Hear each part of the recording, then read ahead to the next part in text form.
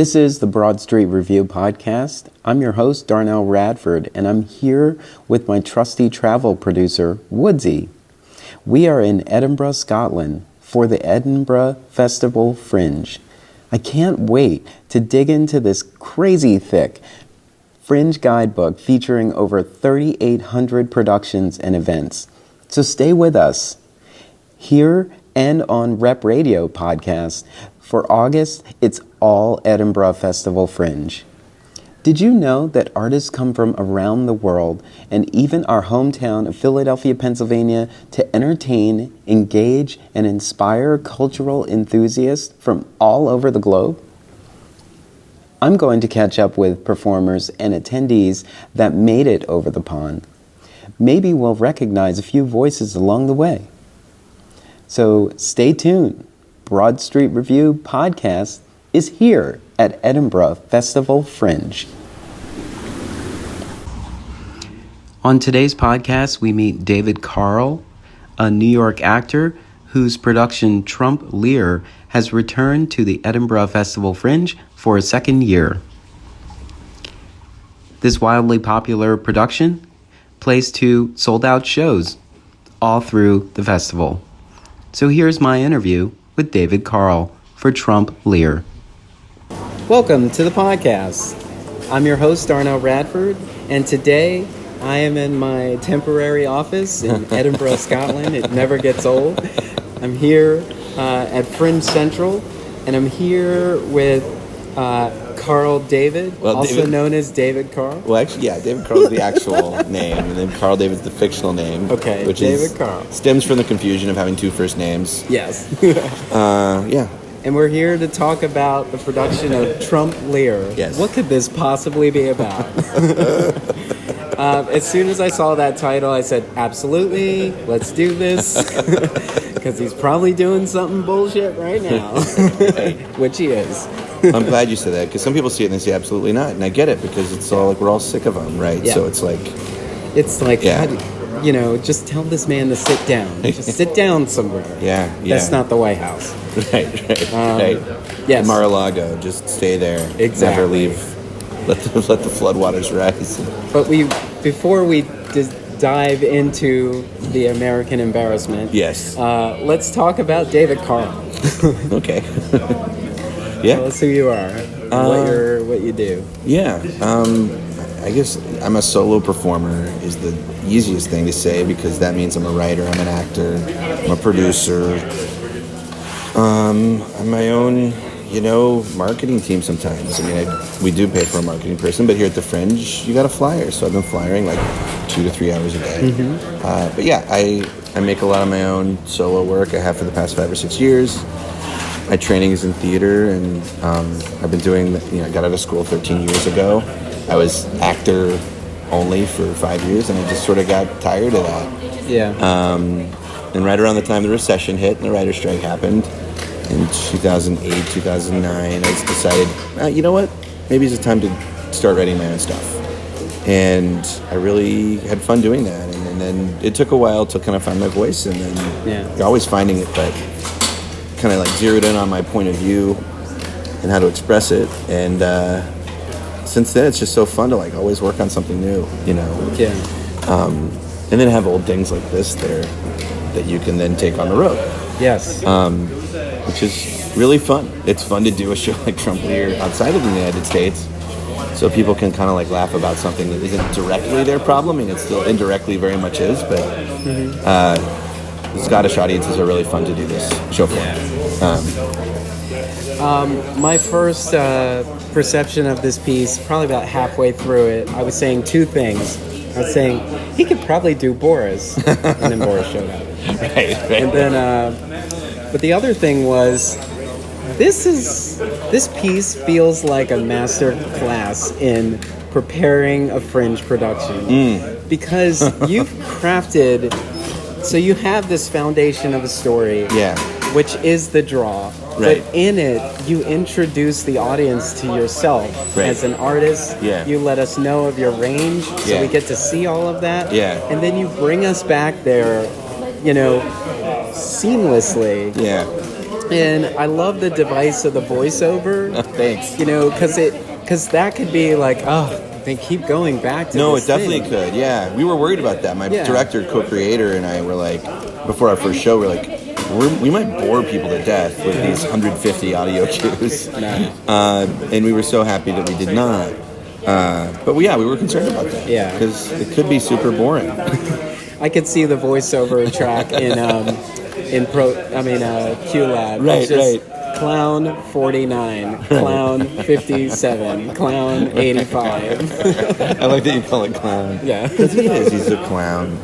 A terrifying clown. It's a Stephen King clown. Yeah. So there was something I noticed. There's been a lot of commentary. People are trying to understand what's going on in the mind of the Donald. Yeah. And at the same time, there was a similar conversation with Boris. Right. What's the name? Johnson? Yeah. Boris Johnson. Yeah. And so one piece that I followed said something like, don't let this stupidity or this act of stupidity cloud your judgment. Right. This is all an act. If they don't expect anything from you, they will be surprised when you actually dismantle the whole system. Right, totally. Yeah, I do think they both use some kind of a slightly different kind of smoke screen. I mean, people compare Boris and Trump. They're slightly different. I mean, with Boris, he'll go on talk shows and he lets people make fun of him. Mm-hmm. He goes on all the British talk shows and he lets people make fun of him. Yeah. So he plays the buffoon, I think, much more than Trump does, because Trump's just shameless and he doesn't let people make fun of him. He can't stand it at all. I think they're both potentially harmful, and definitely harmful the way they use their tactics.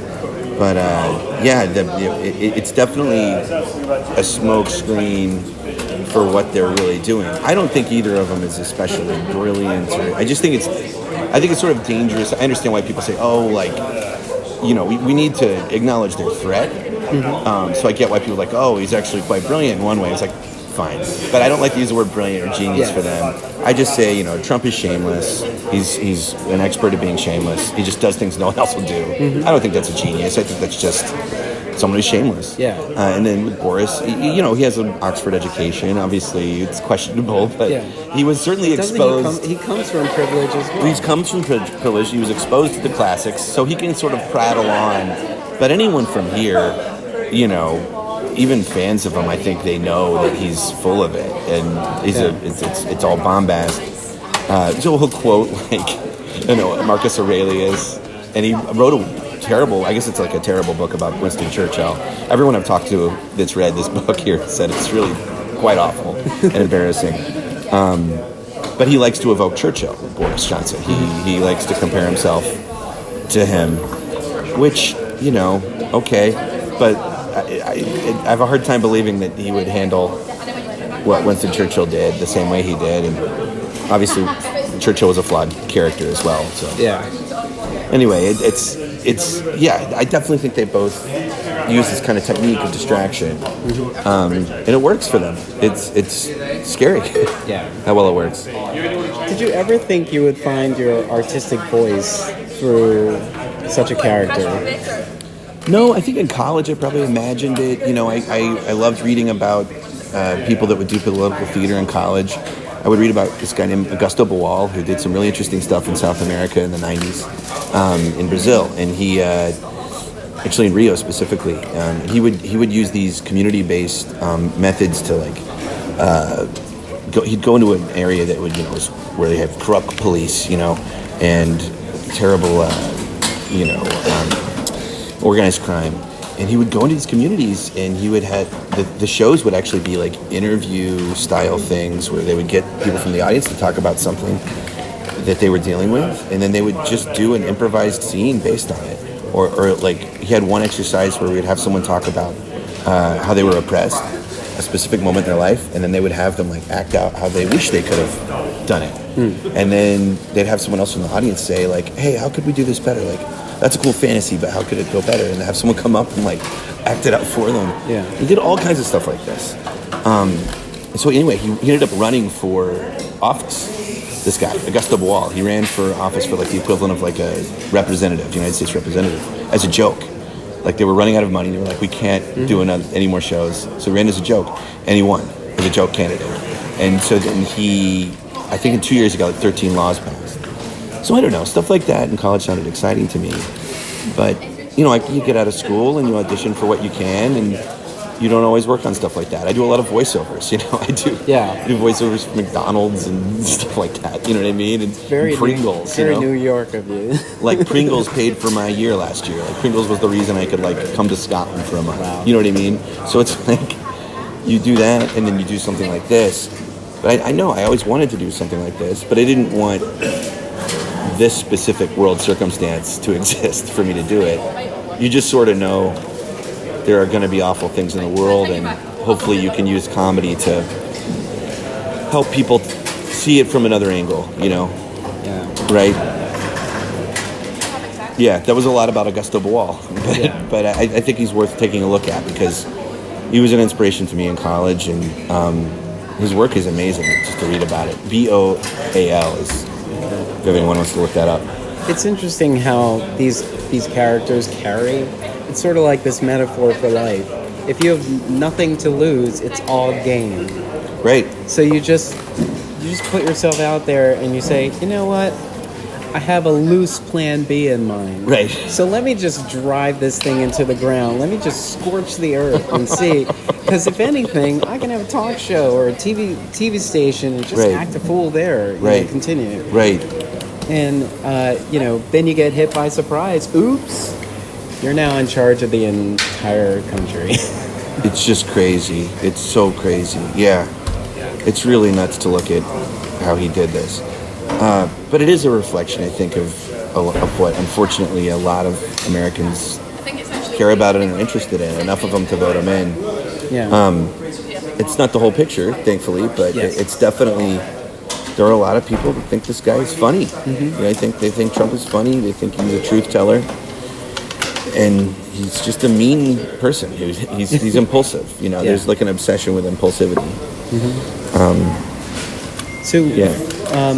So most of our listeners are theater people, culturally inclined, but we're pulling in people from all over the place who may not be as versed in Shakespeare as we all are. So tell us a little bit about King Lear and why it's so fitting for the Donald. Well, okay, so back up a little. I did a show called Gary Busey's One Man Hamlet, and I did that before this, and that was the first show we brought to the Fringe. And that we just did because we thought, I did Gary Busey a lot, and I thought it'd be fun to do him doing Shakespeare. And I was like, what's the least appropriate show for him to do? And it's Hamlet, because Gary Busey's really impulsive, and Hamlet's not, right? And he's famously indecisive. A certain age. Right, every actor is. So we'd been doing that, and then this came along, okay, well, looks like Trump might win. If he does, we'll do something. And he did. Okay, well, what's the least appropriate play for him to do? And we landed on King Lear because it's the one that every actor does as they get a little bit older. Sometimes they do it twice. They're 60, well, they still have all their faculties, and then they do it when they're the actual age in their 80s. But the main thing about King Lear is that a lot of people view this as a guy who starts out pretty flawed. He's not nice to his daughters.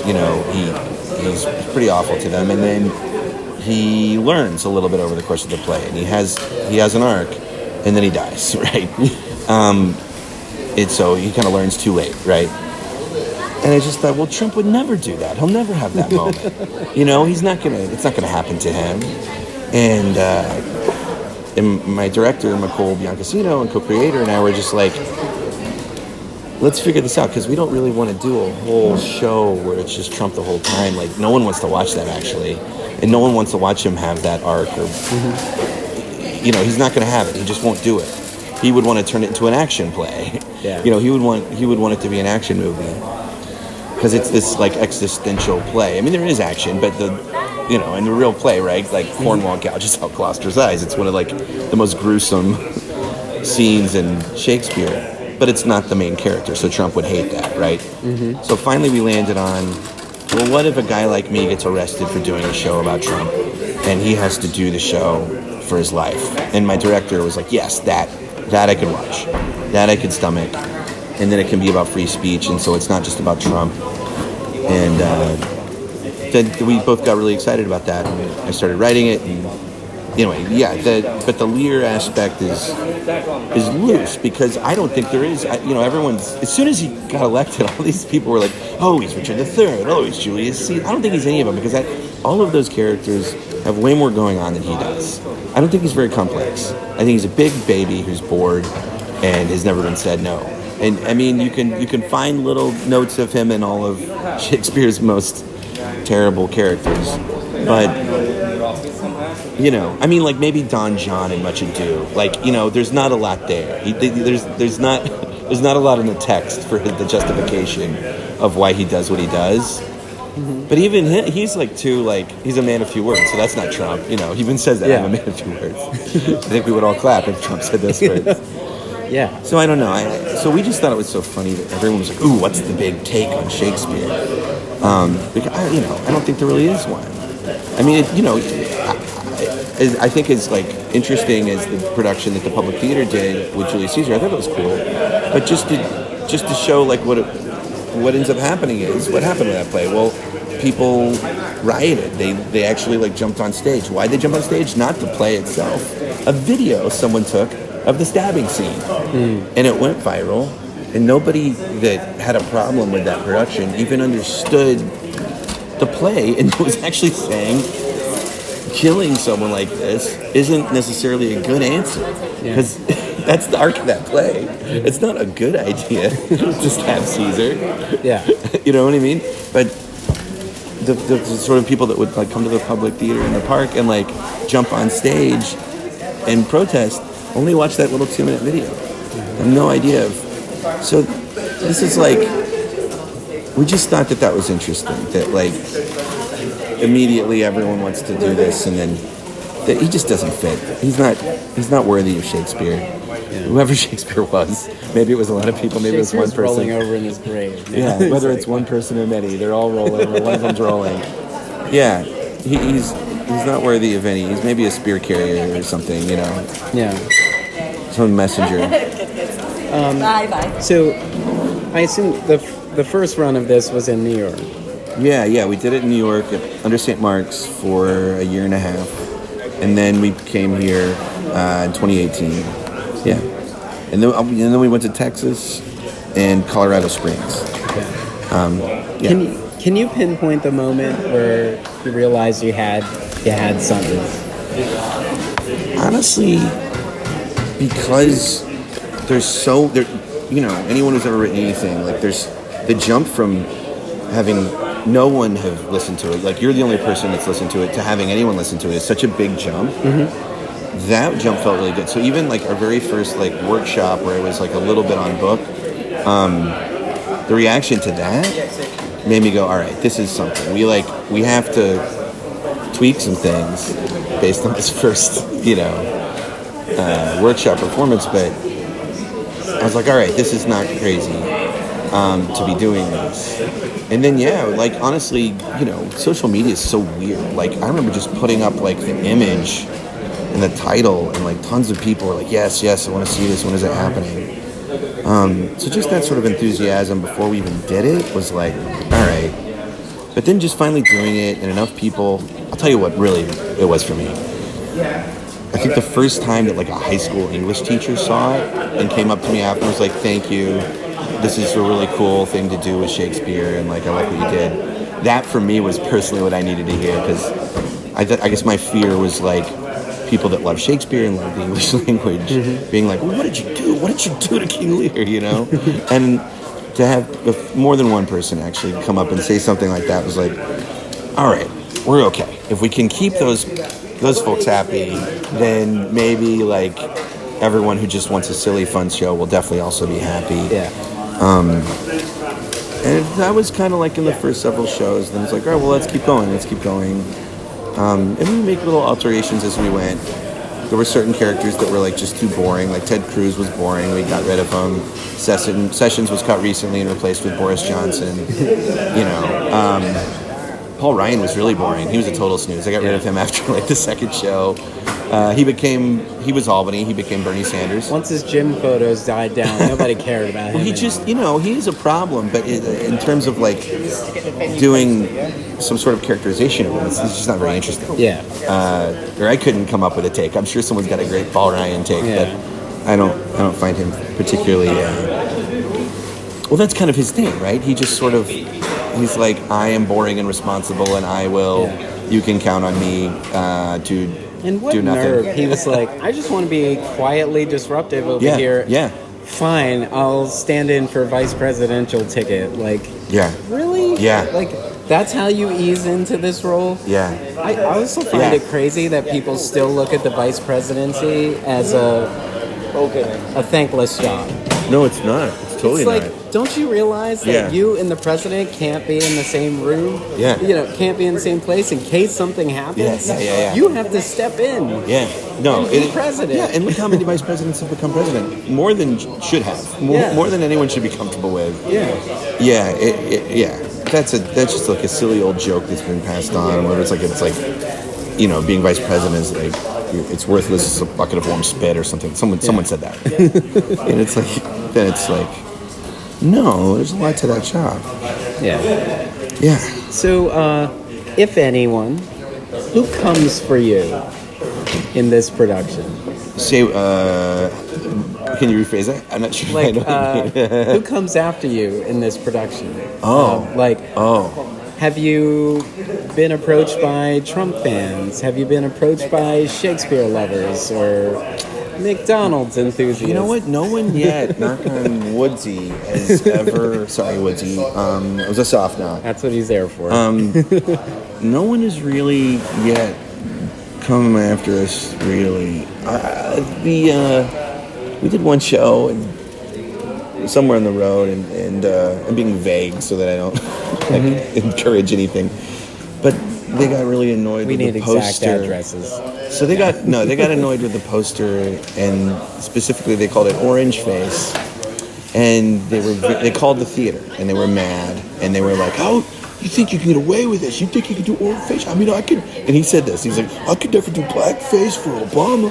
Why do you get to do Orange Face?" And it's like, and they were just being very polite at the theater, like, "Okay, sir." Like, you didn't want him to like come and shoot up the place, but that was a particularly like a weird one, and it made us a little unsettled because we were in a place where guns were very popular, and I get a little nervous sometimes when we go to those places.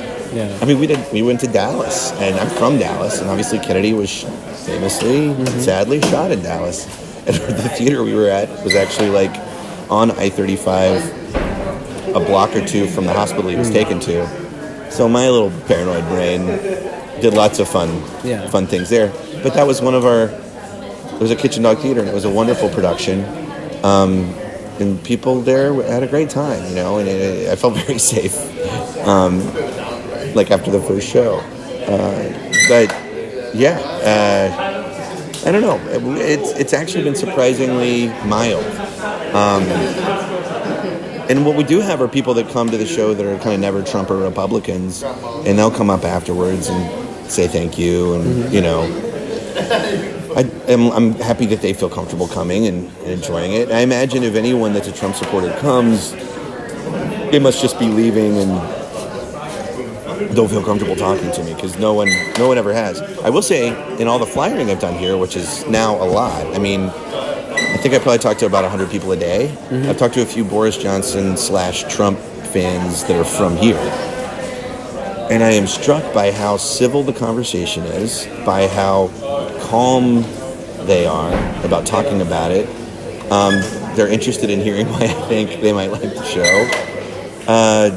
And when I don't agree with a lot of what they say, it's like, oh, we're actually able to talk to each other, and it's really nice. Because I feel like it's hard to do that with a Trump supporter in the States, usually. And it's making me wonder, like, is it just an overall thing here where people are more comfortable talking about stuff? We're entitled as a country. Yeah. So I don't know what it is, but I would love to bring some of that back, and like be able to like bring that energy to a conversation more, because we really, everyone knows it. We're divided, and it sucks. It's no good. And I understand why, because it's like, how do you talk to someone who fundamentally hates you or your ideas? Yeah. And how do you act like, well, we're just going to pretend like that's not true and have a civil conversation? It's difficult, obviously.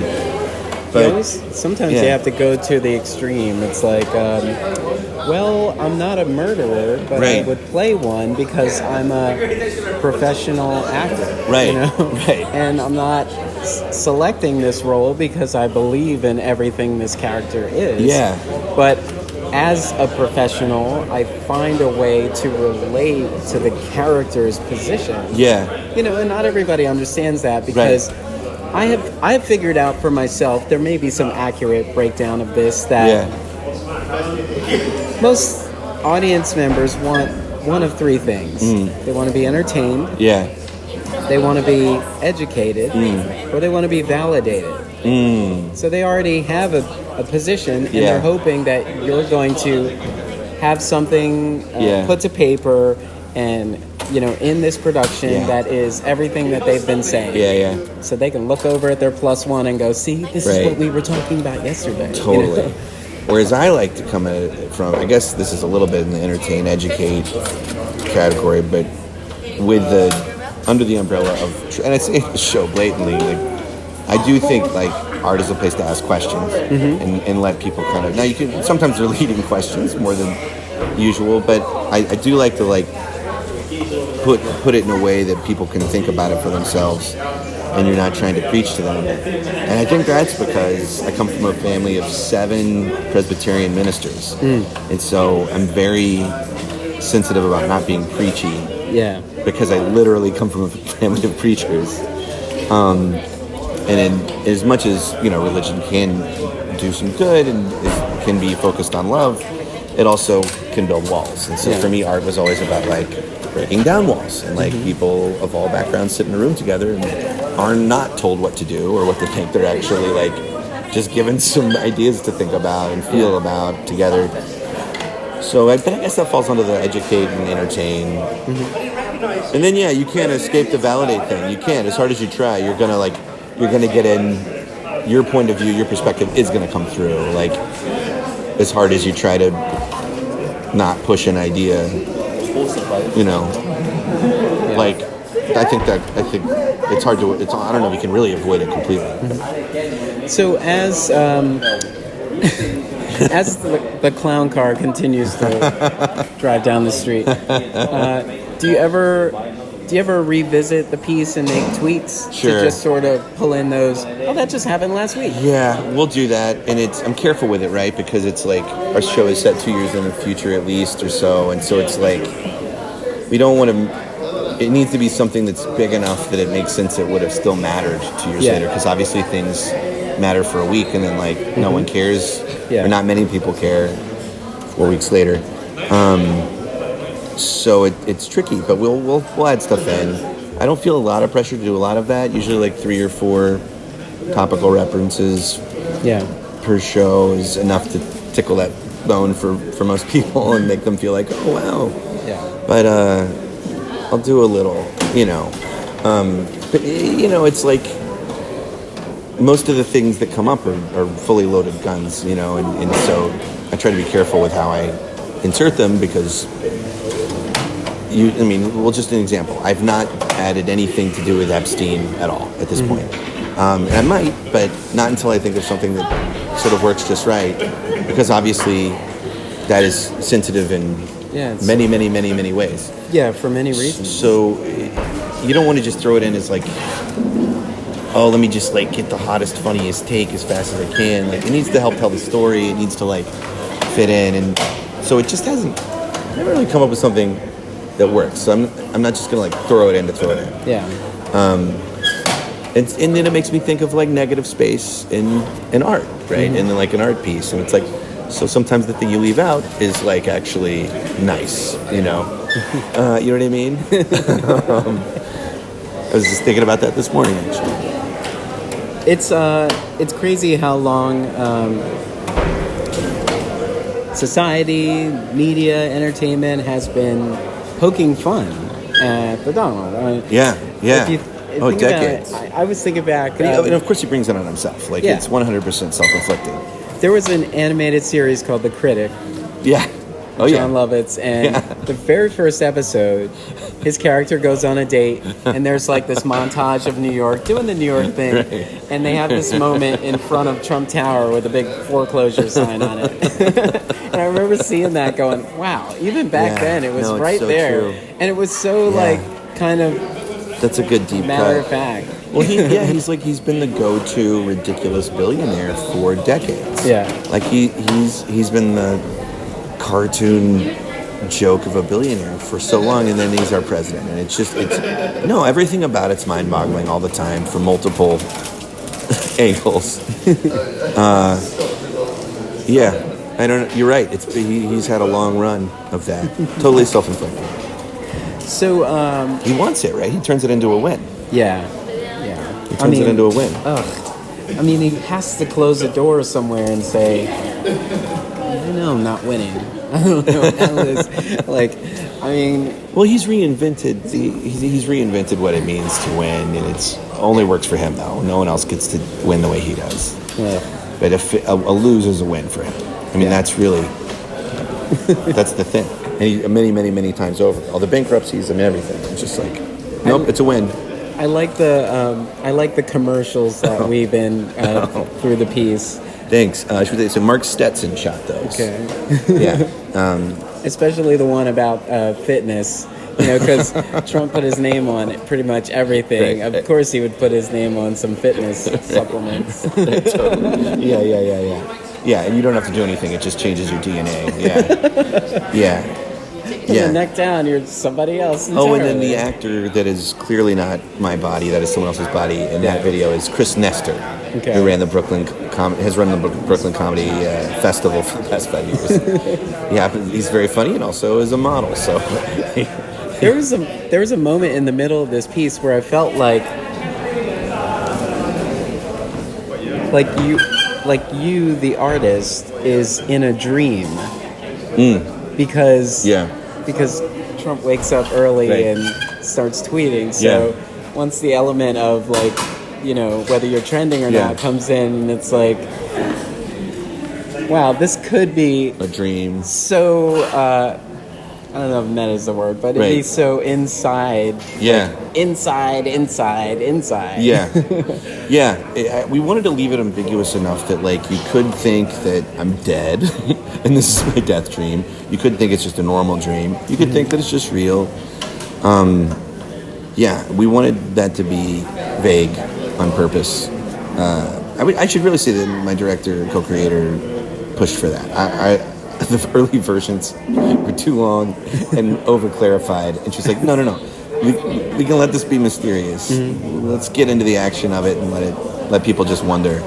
And kudos to her for sticking to that, because I think it's better.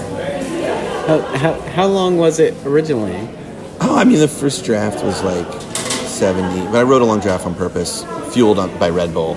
Yeah. Because I sat around for 2 weeks just depressed, and I couldn't write depressed. It's well, if I drink some Red Bull, I'll probably just be angry, and I could write angry. So I wrote a long 75-page version. This is now 50 pages, so it probably would have been currently seeking Red Bull sponsorship.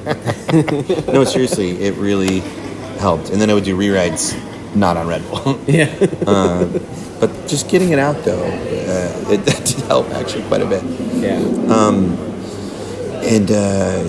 It was long. It was too long, but a lot of those things in the longer sections, like you do, that one nugget from this 5 pages is useful. So I'm glad I wrote those 5 pages. So it appears to take a lot out of you in this hour. It does. You are, it's high energy. Yeah. There's a lot of changes. There's a lot how do you sort of shake off the character and just be you? Before the production. Yeah. What's your self-care like? You know what? A good friend of mine, Jody Shelton, told me as I was starting this journey, he was like, make sure you just leave the character at the theater. Just take it off, your costume, and leave it there. He's like, you're right, I 100% need to do that. Because he's such a toxic, terrible person. So for obvious reasons, nobody wants me to like walk out of the theater still being that way.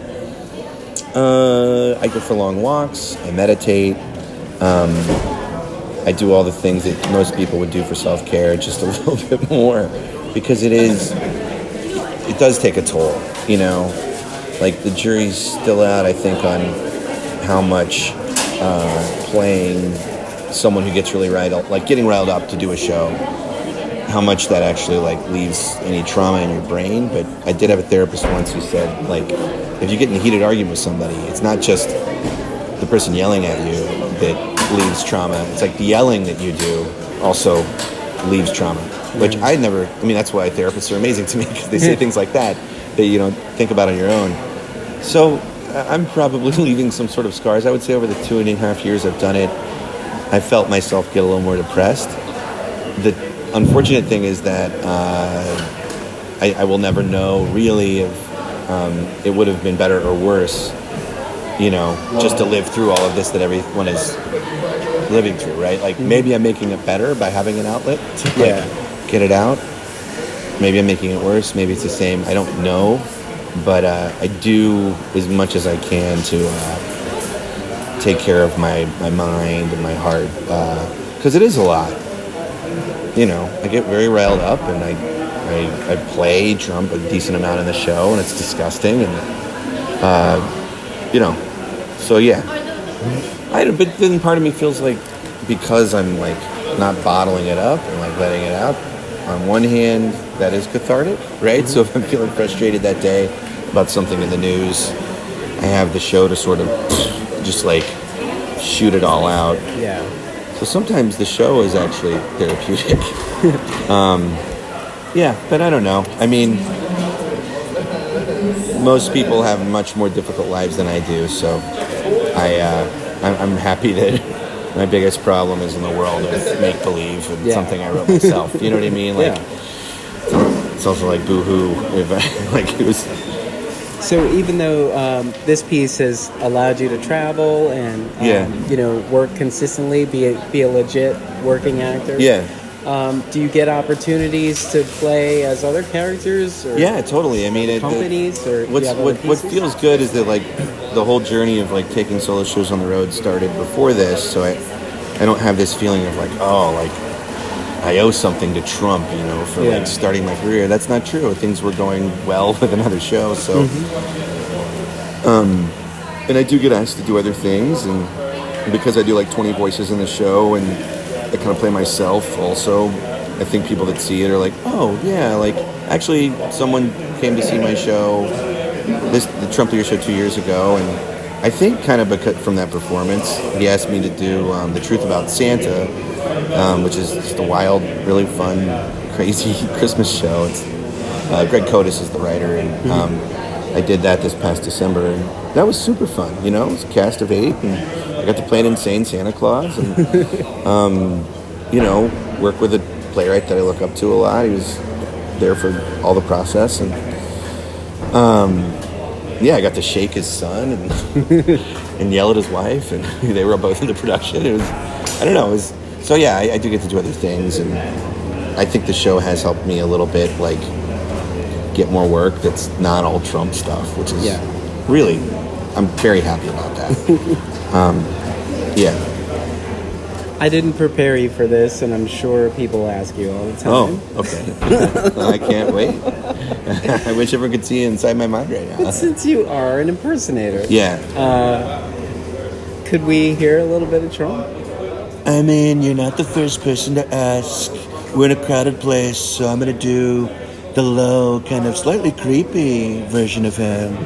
And, you know, I think what most people don't realize is that I'm a very, very good person. People like me. They like me. I mean, they see my face and they say, that's a guy I want to spend time with. I don't know. Dude, that's about as much as I'll do, I think, in this very peaceful Fringe Central that we're in. Oof. It's just gross. Yeah. It's a weird voice. When I first started doing him, I made him sound more like Brando. I was like doing a weird Brando, and then it was like Robert De Niro, and I couldn't quite get it because he it's such a disingenuous, fakey sounding voice. There's nothing organic about it. You have to contort your face a lot. It comes from a weird place in my mouth. And so it took me a little while to get. I feel like Biden recently, he was the only one that had, said what I was thinking, where he commented on a response he made, and he said his low energy cadence. Oh. And that's what drives me insane. It's like, you can't even get these last words out. Like, the last words is, and it's just like, you smug son of so-and-so. Like, how dare you? You can't even, like, you don't care enough to, like, take a full breath to get this speech that Stephen Miller wrote out. Right. You call someone else low energy. Yeah, he's really the worst. He's so bad that it numbs people, right? Yeah. It's like, and I do think he knows he's doing this. Yeah. He numbs people, and it's not that different from shock and awe, really. Yeah. Except he's doing it to his own citizens. Mm-hmm. Like, shock and awe was a Bush thing that we did to other people. Yeah. And he's actually doing it to us. He's numbing us, and I think the worst thing about that is that as a society we like to numb. We like to work hard and like to numb ourselves with booze, with whatever, and then it's like, it's almost a right. It's almost like in the Constitution, like the right to numb. Yeah. So he's tapping into something that people want, and that is pretty awful. But again, I'm not going to call him a genius for figuring that out. It's shameless. No. I mean, there's because we don't want to be marketing people behind him, telling him some things. You know what? This will irk them, but they will have a hard time looking away from it. And then he says, "Oh, that's it. You know what? I have a better idea." And then he does exactly what they do, right? I'll just rework what you just said to make it my idea. Yeah. Like, pretty much many over 70 who just think they can't be taught anything. Drives. No, I just feel like men of a certain age need to just have a seat. Yeah. And we'll call on you when we need a council of elders to kind of give us some, backstory about how things used to be. Because, I feel like it's part of the frustration of, like, the millennial generation. Yeah. They're just like, I don't understand why this ever took forever to do. And why is there so much red tape? It's just like, we can't move that quickly. Why not? Right. So when you hear, like, AOC saying, like, I don't understand why we can't just do this right now. Well, she's striking a chord with everyone, I think. Yeah. And I think she'll get swing voters as she continues to keep moving along. She's exciting. She's a really exciting person in that way. You're right. She taps into that. Mm-hmm. It is weird. It's a weird thing. It's an entitled thing. I mean, it's a generational entitled thing. So you're on stage here the whole run. Yeah, I did one day off yesterday. Wait, you don't take any? Do you have like one day off? I took 1 day off at all. I just took 1 day off. That's it? I did 14 shows. I took a day off. I guess it's not too bad. It's an hour. Yeah. It's just the flying, because I do like 2 or 3 hours of that a day. Yeah. So it's a lot. It's training, but it's fun. I mean, it's super fun. So when the festival wraps up, what's next for Trump Lear? We'll see. We're talking about different options right now, places to go. We're sort of interested in maybe like going to debate towns when the Democratic debates are happening, and maybe doing like pop-up shows. Well, that's a great idea. Yeah, it's tricky because they don't give the cities out. Right away. The dates are all there. Like, I think right now, all we know is Houston in September. So that that would be pretty hard to like just go do, and also make sure that there's some press about it. So we're gonna maybe do that. It looks like we're probably going to do another tour date, definitely in the States in 2019. We'll see. And then also I have a new show called 200 Impressions in 60 Minutes that I started in March. It's been monthly, but when I get back, it'll be weekly at Improv Asylum in New York. And that's just a fun show. And I basically like started that because it's like, for my own mental health, I need something that is just fun. And I kind of feel like audiences have earned, like, they also get some fun things. You know what I mean? Like, I think everyone's, certainly in New York, doing a pretty good job of like staying aware and up to date and being active, and going to marches all the time, and like people can use something that's like a break from all of it. So it's crazy because New York feels like ground zero. Yeah. I mean, for lack of a better term, sure. on so many levels. Yes. It's like I can't even think of like if somebody from Philadelphia was just that big of a deal like that, and we're like, yeah, that's ours. I just don't know. Yeah. And if you have to walk past this building every day, like to get to Central Park or just... Oh, Trump Tower? Yeah. Ugh. Well, I love that they're thinking about renaming it. I hope Barack they do Obama Way or something. I hope they do that. That would be... I just love how much that would upset him. Yeah. It's so stupid that it would, but yeah, if they do that, then we could shoehorn that Harriet Tubman change in. That would be good too. Yeah, if you could. So how can our listeners connect to you and follow you and continue along the journey? Yeah, so check out my website. It's davidcarlonline.com. On Twitter and Instagram, I'm Trump Lear Show. And I perform monthly at UCB on Mod Night with a team called Presley. That's a fun show, and those are all the things that you can look at. If you don't have airfare here yet, because I think you can't get directly into Edinburgh for some reason, you could try Glasgow and then take a train. And then you can go to the Fringe website or the link that we'll provide to get tickets to Trump Lear. David Carl, thank you for taking the time. Thank you. Chat with me. I was excited about this, and when I saw that piece, I just said, there's a formula to what works here, and people are looking for something that's like not expected, but just sort of relatable in a way. And I thought this piece struck a very interesting balance, and I feel like every artist should pay attention to this. Thank you. And kind of see that, oh wow, I see, it's, I don't have to do this per se, but there's a whole lot of information being given here, but it allows me to sort of walk away and not just say that this piece was what it was. We know, like I said, we know more about you. We know that you are a man of many voices, and I want to know what else you have, and how do we find out and follow you for other things. Thank you. Thanks. If they haven't told you that enough, like, you hear it here. Thank you. I appreciate that. But it's Trump Lear here at Edinburgh Festival Fringe. David Carl, thank you so much for chatting with me today. Thank you. It was a pleasure. Head on over to our website at www.broadstreetreview.com and click Get Involved at the top. While you're there, help keep us running and click Contribute to find out how. Connect with us on social media, on Facebook and Twitter at Broad Street Review. Thank you for helping to keep the conversation going.